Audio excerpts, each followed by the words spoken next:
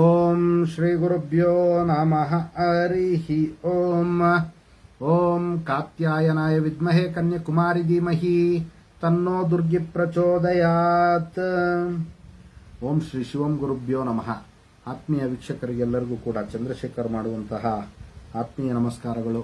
ಎಲ್ಲರಿಗೂ ಕೂಡ ಜ್ಯೋತಿರ್ಮಯ ನಾಡಿ ಆಸ್ಟ್ರಾಲಜಿ ಯೂಟ್ಯೂಬ್ ಚಾನಲ್ಗೆ ಸ್ವಾಗತವನ್ನು ಬಯಸ್ತಾ, ಈ ದಿನ ನಾವು ವೃಶ್ಚಿಕ ರಾಶಿಯವರ ಮೇ ತಿಂಗಳ ಮಾಸ ಭವಿಷ್ಯವನ್ನು ತಿಳಿದುಕೊಳ್ಳುವಂಥ ಒಂದು ಪ್ರಯತ್ನವನ್ನು ಮಾಡೋಣ. ನೋಡಿ, ವಿಶೇಷವಾಗಿ ವೃಶ್ಚಿಕ ರಾಶಿಯವರಿಗೆ ಮೇ ತಿಂಗಳಲ್ಲಿ ಯಾವ ರೀತಿ ಇರುತ್ತೆ ಮತ್ತು ಯಾವ ಗ್ರಹರ ಒಂದು ಮನೆಯನ್ನು ಬದಲಾಯಿಸುವಂತಹ ಒಂದು ವಿಶೇಷತೆ ಇರುತ್ತೆ ಅನ್ನುವಂಥ ಒಂದು ವಿಚಾರವನ್ನು ಮೊದಲನೇದಾಗಿ ತಿಳ್ಕೊಳ್ಳೋಣ. ಇನ್ನೂ ಯಾರೆಲ್ಲ ನಮ್ಮ ಒಂದು ಯೂಟ್ಯೂಬ್ ಚಾನಲ್ಗೆ ಸಬ್ಸ್ಕ್ರೈಬ್ ಮಾಡ್ಕೊಂಡಿಲ್ಲ, ದಯವಿಟ್ಟು ಎಲ್ಲರೂ ಕೂಡ ನಮ್ಮ ಚಾನಲ್ಗೆ ಸಬ್ಸ್ಕ್ರೈಬ್ ಮಾಡ್ಕೊಳ್ಳಿ. ಅದೇ ರೀತಿ ಫೇಸ್ಬುಕ್ ಪೇಜನ್ನು ಕೂಡ ಫಾಲೋ ಮಾಡಿ ಅಂತ ತಿಳಿಸ್ತಾ, ಇನ್ನು ಈ ಮೇ ತಿಂಗಳಲ್ಲಿ 1ನೇ ತಾರೀಕು ಗುರುಗ್ರಹರು ವಿಶೇಷವಾಗಿ ವೃಷಭ ರಾಶಿಗೆ ಸಂಚಾರ ಆಗುವಂಥದ್ದು. ಅದೇ ರೀತಿ ರವಿಗ್ರಹರು 14ನೇ ತಾರೀಕು ವೃಷಭ ರಾಶಿಗೆ ಆಗಮನ ಆಗುವಂಥದ್ದು. ಇನ್ನು 10ನೇ ತಾರೀಕು ಬುಧಗ್ರಹರು ಮೇಷರಾಶಿಗೆ ಆಗಮನ ಆಗುವಂಥದ್ದು.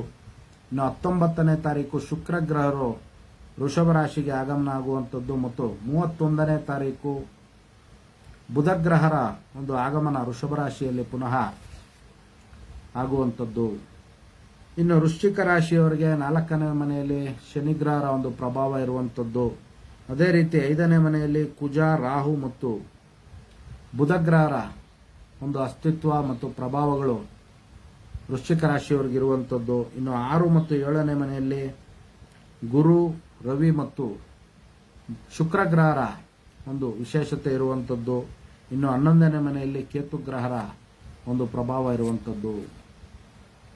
ಇನ್ನು ವೃಶ್ಚಿಕ ರಾಶಿಯವರಿಗೆ ನೋಡಿ, ವಿಶೇಷವಾಗಿ ಹಣಕಾಸಿನ ಒಂದು ವಿಚಾರದಲ್ಲಿ ಬಹಳಷ್ಟು ಅದ್ಭುತವಾದಂತಹ ಒಂದು ವಾತಾವರಣ ಸೃಷ್ಟಿಯಾಗುವಂತಹ ಒಂದು ಸಾಧ್ಯತೆ ಇರುತ್ತೆ. ಇನ್ನು ನೋಡಿ, ಯಾವ ಒಂದು ವಿಚಾರದಲ್ಲಿ ಇವರಿಗೆ ಬಹಳಷ್ಟು ಶುಭ ಅನ್ನುವಂಥದ್ದನ್ನು ನಾವು ನೋಡುವಂಥದ್ದಾದರೆ, ವಿವಾಹ ವಿಚಾರಗಳಲ್ಲಿ ಬಹಳಷ್ಟು ಇವರಿಗೆ ಅತ್ಯಂತ ಶುಭ ಫಲ ಪ್ರಾಪ್ತಿಯಾಗುವಂಥದ್ದು. ಇನ್ನು ಪಾರ್ಟ್ನರ್ಶಿಪ್ ವ್ಯವಹಾರಗಳಲ್ಲಿ ಇವರಿಗೆ ವಿಶೇಷವಾದಂತಹ ಒಂದು ಅನುಕೂಲಗಳಾಗ್ತಕ್ಕಂಥದ್ದು. ಇನ್ನು ವ್ಯಾಪಾರ ವ್ಯವಹಾರದ ಒಂದು ವಿಚಾರದಲ್ಲಿ ಬಹಳಷ್ಟು ಅನುಕೂಲ ಆಗ್ತಕ್ಕಂಥ ಒಂದು ಸಾಧ್ಯತೆಗಳು ವೃಶ್ಚಿಕ ರಾಶಿಯವರಿಗೆ ಅತಿ ಹೆಚ್ಚಾಗಿರ್ತಕ್ಕಂಥದ್ದು. ಇನ್ನು ಯಾರೆಲ್ಲ ಡೈವರ್ಸ್ ವಿಚಾರವನ್ನು ಹೊಂದಿರ್ತಾರೆ, ಅವರು 2ನೇ ಒಂದು ವಿವಾಹಕ್ಕೆ ಪ್ರಯತ್ನ ಪಡ್ತಾ ಇರ್ತಾರೆ, ಅವ್ರಿಗೂ ಕೂಡ ಒಂದು ರೀತಿ ಶುಭ ಸಮಾಚಾರಗಳನ್ನು ಮತ್ತು ಅವರ ಒಂದು ಪ್ರಯತ್ನಗಳಿಗೆ ಸಫಲತೆಯನ್ನು ಕಾಣುವಂತಹ ಒಂದು ವಿಶೇಷತೆ ಮೇ ತಿಂಗಳಲ್ಲಿ ಇರುವಂಥದ್ದು. ಇನ್ನು ನೋಡಿ, ಪ್ರೀತಿ, ಪ್ರೇಮ ಸಂಬಂಧ, ತತ್ಸಂಬಂಧ ವಿಚಾರಗಳಲ್ಲೂ ಕೂಡ ವೃಶ್ಚಿಕ ರಾಶಿಯವರಿಗೆ ಉತ್ತಮವಾದಂತಹ ಒಂದು ಅನುಕೂಲ ಆಗುವಂತಹ ಒಂದು ಸಾಧ್ಯತೆಗಳು ಅತಿ ಹೆಚ್ಚಾಗಿರುತ್ತೆ. ಇನ್ನು ಸಂತಾನ ವಿಚಾರಗಳಲ್ಲೂ ಕೂಡ ವೃಶ್ಚಿಕ ರಾಶಿಯ ಒಂದು ದಂಪತಿಗಳಿಗೆ ಅನುಕೂಲ ಆಗುವಂತಹ ಒಂದು ಸಾಧ್ಯತೆಗಳು ಅತಿ ಹೆಚ್ಚಾಗಿರುತ್ತೆ. ಇನ್ನು ದತ್ತು ಸ್ವೀಕಾರ ಮಾಡಬೇಕು ಅಂತ ಪ್ರಯತ್ನ ಪಡ್ತಾ ಇರತಕ್ಕಂತಹ ಒಂದು ದಂಪತಿಗಳಿಗೆ ದತ್ತು ಸ್ವೀಕಾರಕ್ಕೂ ಕೂಡ ಒಳ್ಳೆಯ ಅನುಕೂಲ ಆಗುವಂಥ ಒಂದು ಸಾಧ್ಯತೆಗಳು ಮೇ ತಿಂಗಳಲ್ಲಿ ಇರ್ತಕ್ಕಂಥದ್ದು. ಇನ್ನು ಅದೇ ರೀತಿ ಅವರ ಒಂದು ವೃತ್ತಿ ಕ್ಷೇತ್ರದಲ್ಲಾಗಿರ್ಬೋದು ಅಥವಾ ವ್ಯಾಪಾರ ವ್ಯವಹಾರಗಳಲ್ಲಾಗಿರ್ಬೋದು, ಅವ್ರಿಗೆ ಪ್ರಮೋಷನ್ಸ್ ಆಗುವಂಥ ಒಂದು ಸಾಧ್ಯತೆಗಳು, ಇನ್ಕ್ರಿಮೆಂಟ್ ಬರುವಂಥ ಒಂದು ಸಾಧ್ಯತೆಗಳು, ವಿಶೇಷವಾಗಿ ಗುರುವಿನ ಒಂದು ಆಶೀರ್ವಾದ ಮತ್ತು ಸೂರ್ಯ ಮತ್ತು ಶುಕ್ರರ ಒಂದು ಆಶೀರ್ವಾದದಿಂದ ಮೇ ತಿಂಗಳಲ್ಲಿ ಬಹಳಷ್ಟು ವೃಶ್ಚಿಕ ರಾಶಿಯವರಿಗೆ ಪಾಸಿಟಿವ್ ಆಗಿ ಅನುಕೂಲ ಆಗುವಂಥ ಒಂದು ಸಾಧ್ಯತೆಗಳು ಅತಿ ಹೆಚ್ಚಾಗಿರುತ್ತೆ. ಇನ್ನು ನ್ಯಾಯಾಲಯ ಒಂದು ವಿಚಾರಗಳಲ್ಲೂ ಕೂಡ ಇವರಿಗೆ ಜಯಪ್ರಾಪ್ತಿಯಾಗುವಂಥ ಒಂದು ಸಾಧ್ಯತೆಗಳು. ಅದೇ ರೀತಿ ವಾಹನ ವಿಚಾರ ನೋಡಿ, ವಾಹನ ವಿಚಾರಗಳಲ್ಲೂ ಕೂಡ ವೃಶ್ಚಿಕ ರಾಶಿಯವರಿಗೆ ಅನುಕೂಲ ಆಗುವಂಥ ಒಂದು ಸಾಧ್ಯತೆಗಳಿರುತ್ತೆ. ಇನ್ನು ಹೊಸದಾಗಿ ನಿವೇಶನವನ್ನು ಖರೀದಿ ಮಾಡಬೇಕು ಅಥವಾ ಜಮೀನನ್ನು ಖರೀದಿ ಮಾಡಬೇಕು ಅಂತ ಆಸೆ ಪಡ್ತಾ ಇರತಕ್ಕಂತಹ ವೃಶ್ಚಿಕ ರಾಶಿಯ ಜಾತಕರಿಗೆ ಅನುಕೂಲ ಆಗುವಂಥ ಒಂದು ಸಾಧ್ಯತೆಗಳು ಅತಿ ಹೆಚ್ಚಾಗಿರ್ತಕ್ಕಂಥದ್ದು. ಇನ್ನು ವೃಶ್ಚಿಕ ರಾಶಿಯ ವಿದ್ಯಾರ್ಥಿಗಳಿಗೂ ಕೂಡ ಸ್ವಲ್ಪ ಉತ್ತಮವಾದಂತಹ ಜ್ಞಾನ ಪ್ರಾಪ್ತಿಯಾಗುವಂಥದ್ದು. ಇನ್ನು ನಾವು ವಿಶೇಷವಾಗಿ ಏನಾದರೂ ಸಾಧನೆ ಮಾಡಬೇಕು ಅನ್ನುವಂತಹ ಮನಸ್ಥಿತಿ ಅವರಿಗೆ ಉಂಟಾಗುವಂತಹ ಒಂದು ವಿಶೇಷತೆ ಅತಿ ಹೆಚ್ಚಾಗಿರ್ತಕ್ಕಂಥದ್ದು.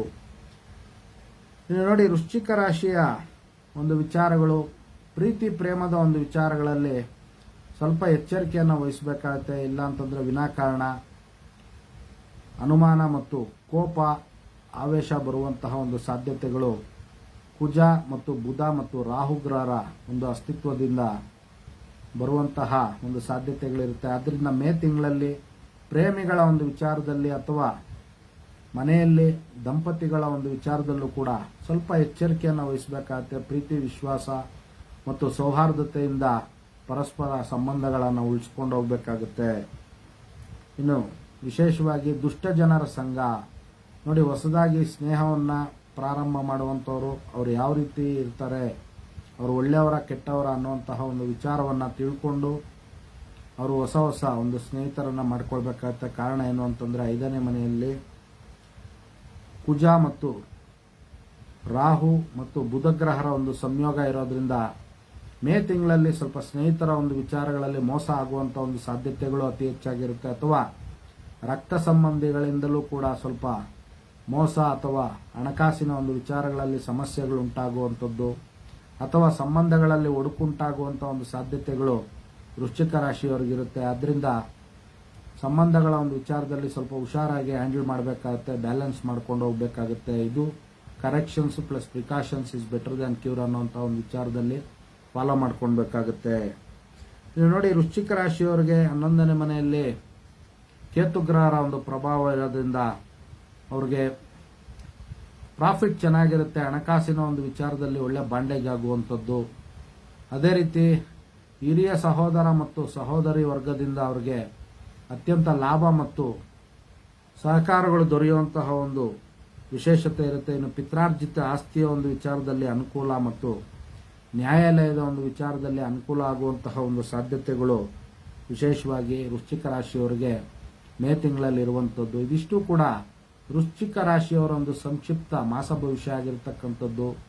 ಇನ್ನು ಪರಿಹಾರಾರ್ಥವಾಗಿ ಲಕ್ಷ್ಮೀ ನರಸಿಂಹ ದೇವರನ್ನ ಮತ್ತು ಗಣಪತಿಯನ್ನ ಆರಾಧನೆ ಮಾಡಿಕೊಳ್ಳೋದ್ರಿಂದ ಇನ್ನೂ ಹೆಚ್ಚಿನ ರೀತಿಯಲ್ಲಿ ವೃಶ್ಚಿಕ ರಾಶಿಯವರು ಶುಭ ಫಲಗಳನ್ನು ಪಡಿಬಹುದಾಗಿರುತ್ತೆ.